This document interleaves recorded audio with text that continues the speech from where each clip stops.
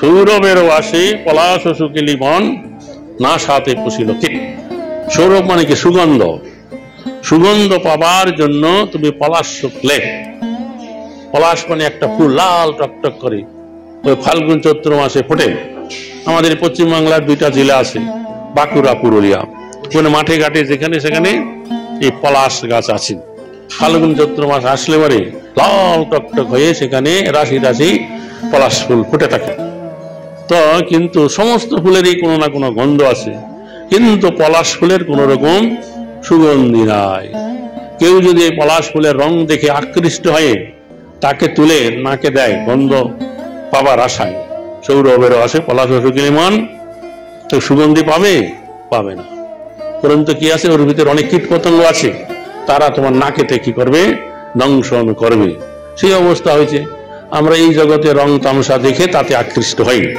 রংপুরের তামাশা দেখে হইল নেশা, সেই হইতে দুর্দশায় ঘিরিল আমারে। যে সীতাপতি ছিল না, ওই গানটা গাইতো। অর্থাৎ ও একটা গান লিখেছিল যে, ওরে মামর মন, এই যে জগৎ, এই তো রং তামসায় ভরা। ঢাকা হইতে যেদিন হইল আশা, বলেছিলাম ভজব হরি কর খোলাসা। ঢাকা মানে কি? মাতৃগর্ভে আবদ্ধ ছিলাম, কষ্ট পেয়ে ভগবানকে ডেকেছিলাম যে তাড়াতাড়ি আমাকে গর্ভ যন্ত্রণা থেকে আমাকে মুক্ত করো।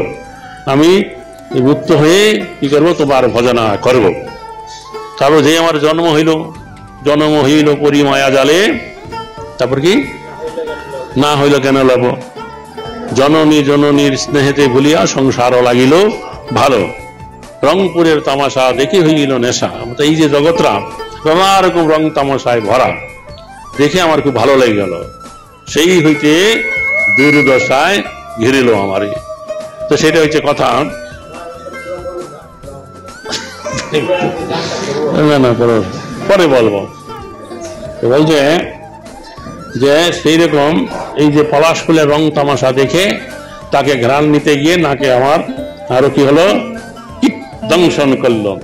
যদি প্রভুপাদ না হইত তবে কি হইত, এ জীবন বহিত কিসে।